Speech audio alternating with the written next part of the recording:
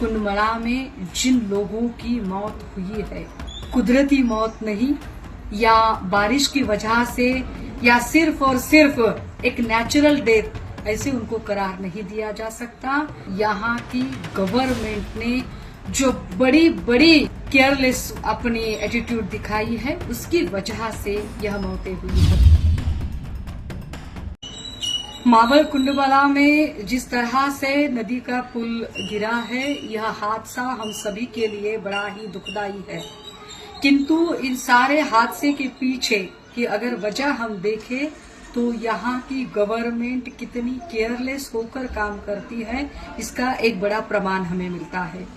हालांकि वर्षा ऋतु शुरू होने से पहले ही इस तरह के जो नदी पर बांधे गए जो पुल है, जो रास्ते हैं, या जहां पर एक ही रास्ता है और कोई दूसरा विकल्प नहीं है, ऐसी जगहों पर खास कर इन सारे ब्रिज का स्ट्रक्चरल ऑडिट करना बड़ा जरूरी है।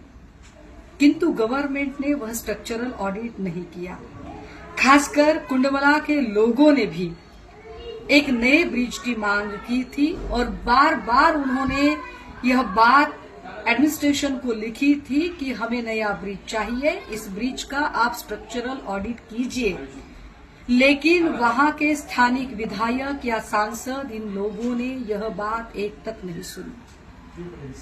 अब जानकारी यह भी मिलती है कि इस सारे मामले में अगर उस रास्ते पर जहां से पुल शुरू होता है और अंत होता है, दोनों तरफ से कम अगर एकाध बोर्ड भी लगाते और बोर्ड पर भी लिखते तो शायद लोग एक एहतियात रख सकते थे, किंतु वह बोर्ड भी वहां पर नहीं लगाया गया। यह सारा अगर मामला देखा जाए तो आज कुंडमला में जिन लोगों की मौत हुई है, वह कोई कुदरती मौत नहीं या बारिश की वजह से या सिर्फ और सिर्फ एक नेचुरल डेथ, ऐसे उनको करार नहीं दिया जा सकता। यह सारे के सारे जो डेथ है, वह यहाँ की गवर्नमेंट ने जो बड़ी बड़ी केयरलेस अपनी एटीट्यूड दिखाई है, उसकी वजह से यह मौतें हुई है। इसका ध्यान रखना चाहिए। बार बार कोई हादसा होगा, फिर गवर्नमेंट जाग उठेगा, 5 लाख 10 लाख रुपए का मुआवजा देगा और बात खत्म होगी, ऐसे नहीं।